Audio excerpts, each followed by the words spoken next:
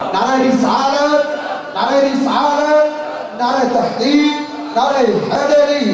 نعرہ غوثیہ۔ اسی خطاب کے دوران خطیب اہل سنت سرمایہ اہل سنت خطیب پاکستان شیعہ نظام حضرت علامہ مولانا محمد یوسف سیاسی ملتانی تشریف لائے۔ میں دل کی تھا رہی سے خوش آمدید کہتا ہوں اور اپنی جانب سے اور تمام خطیب لیادران کی جانب سے دل کی تھا رہی سے خوش آمدید کہتا ہوں۔ توجہ کریں، اگر اس کے دل میں اتنا درجہ حاصل نہیں ہے تو وہ اللہ تعالیٰ کی محبت کے دعوے میں جھوٹا ہے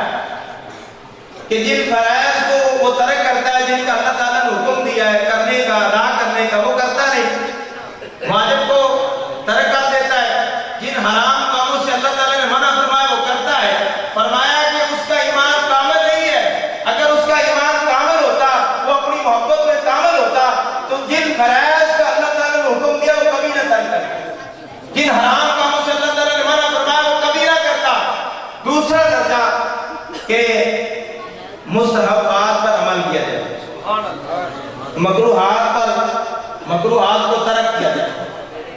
اور اللہ تعالیٰ نے جو اس کے مقدر میں پریشانیاں مصیبتیں لکھ دی ہیں مقدر کر دی، اس پر صبر کرے، اللہ کی رضا پر راضی رہے۔ اسی طریقے رسول اللہ صلی اللہ تعالیٰ علیہ وآلہ وسلم کی محبت کے دو تقاضے ہیں۔ ایک تقاضا ہے کہ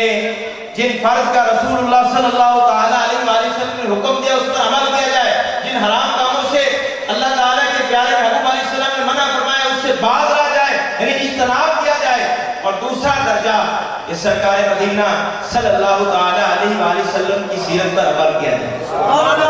حضور نبی کریم صلی اللہ تعالیٰ علیہ وآلہ وسلم کی سنت کی نصرت کی جائے، اور اخلاق باطنہ میں اللہ تعالیٰ کی ذات سے سب سے زیادہ اللہ تعالیٰ کی ذات سے ڈرا جائے، اللہ تعالیٰ کی ذات کا شوق محبت رکھی جائے۔ چند باتیں آپ کے سامنے پیش کرنی ہے۔ شیر محمد شرف پوری رحمۃ اللہ علیہ آپ فجر کی نماز کے بعد میں تشریف لے جاتے، جس طریقے یہ ٹوٹیاں ہیں، ٹوٹیوں کے اوپر جو حجرہ ہے، برانڈا ہے، برانڈے کے اوپر تشریف لے جاتے اور وظائف میں مصروف ہو جاتے۔